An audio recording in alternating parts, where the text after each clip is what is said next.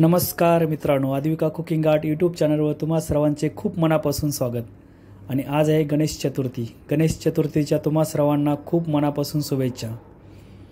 आणि गणपती बाप्पा मोरया बोलून आपण आपल्या रेसिपीला सुरुवात करूया। तर मी आज बनवणार आहे मऊ लुसलुशीत असे उकडीचे मोदक। आणि मी 11 मोदकचं परफेक्ट प्रमाण तुम्हाला सांगणार आहे, त्यामुळे व्हिडिओ स्किप न करता पूर्ण बघा। आणि मोदकाच्या सारणामध्ये आपण असा एक सिक्रेट इन्ग्रेडियंट्स वापरणार आहे, ज्याच्यामुळे मोदकाची टेस्ट नेक्स्ट लेवल होणार आहे। सगळ्यात अगोदर मोदकाची उकड आपण बनवून घेऊया।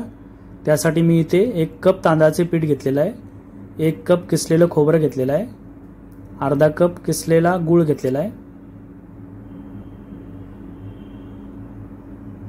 सगळ्यात अगोदर कढईमध्ये 1 कप पाणी गरम करण्यासाठी ठेवायचं। त्याच्यामध्ये 1 चमचा मीठ, अर्धा चमचा साखर आणि 1 चमचा तूप व्यवस्थित मिक्स करून पाणी उकळेपर्यंत वाट बघायची। पाणी गरम झाल्यानंतर तांदळाचे पीठ मिक्स करून घ्यायचं आणि व्यवस्थित ढवळून घ्यायचं।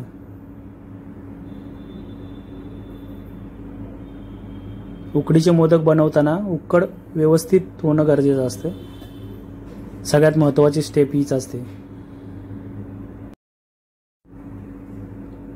पीठ मी व्यवस्थित मिक्स करून घेतलेलं आहे। आता याच्यावरती झाकण ठेवून 5 मिनिटं मी उकड मुरण्यासाठी अशीच ठेवून देणार आहे।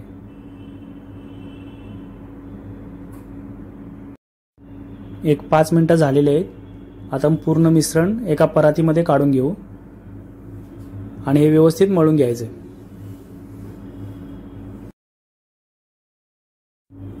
पीठ हे गरम असतावेळीच मळून घ्यायचं।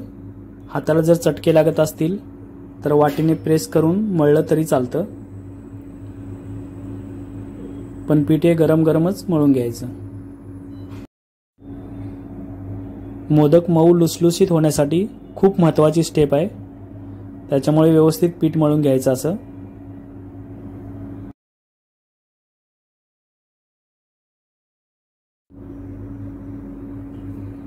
पीठ बघा व्यवस्थित मळून झालेलं आहे माझं। आता याला 5 मिनिटासाठी आपण साईडला ठेवू झाकून आणि सारण बनवून घेऊ। सारण बनवण्यासाठी कढईमध्ये 1 चमचा तूप टाकून घेतलेला आहे। सगळ्यात अगोदर खोबरं भाजून घ्यायचं। हे मी 1 कप किसलेलं खोबरं घेतलेलं आहे। खोबरं व्यवस्थित तुपामध्ये भाजून घ्यायचं।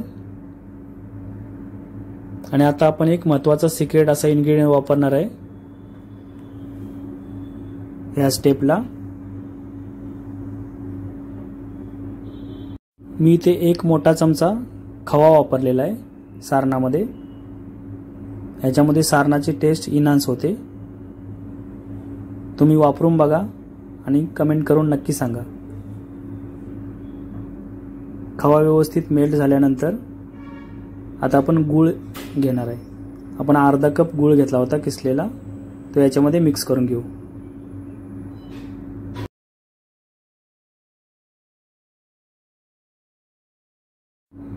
आता मी हे व्यवस्थित मिश्रण मिक्स करून 5 मिनिटं शिजवून घेणार आहे।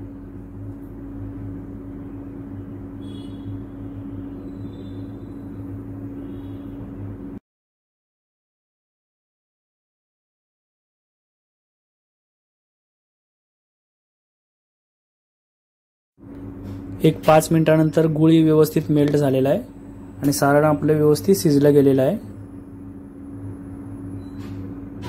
आता आपण 1 चमचा याच्यामध्ये इलायची पावडर मिक्स करून घेऊया।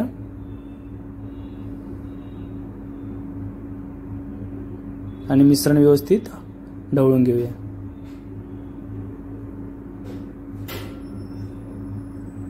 सारण आपलं बनवून तयार झालेलं आहे।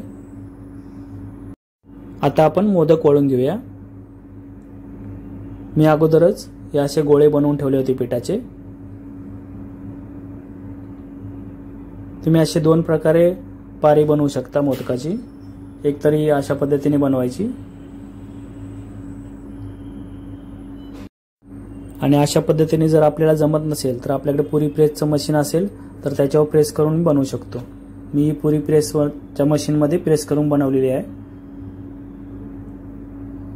मोदक वळून घेऊ आपण. कळ्या पाडून घ्यायच्या अशा.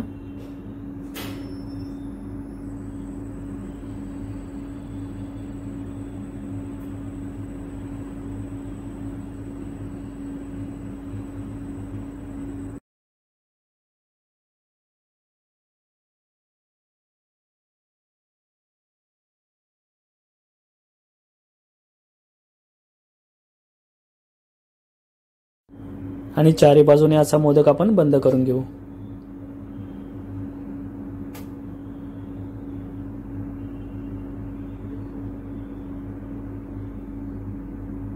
बघा किती सुंदर पद्धतीने आपला मोदक बनवून तयार झालेला आहे. असे आपण सगळे मोदक बनवून घेतलेले आहेत. आता आपण मोदक उकडण्यासाठी ठेवूया. एका चाळणीला तेल लावून घेतलेलं आहे मी आणि त्याच्यामध्ये व्यवस्थित आपले मोदक ठेवून उकडण्यासाठी ठेवणार आहे.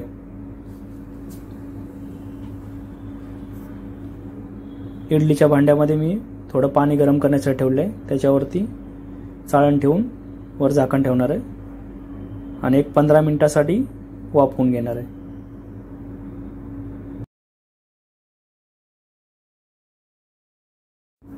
एक 15 मिनिटानंतर तुम्ही रिझल्ट बघू शकता.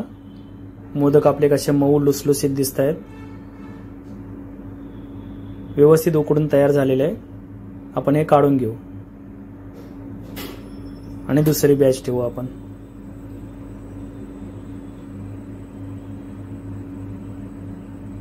ह्याला एक 15 मिनिट आपण स्टीम करून घेऊ.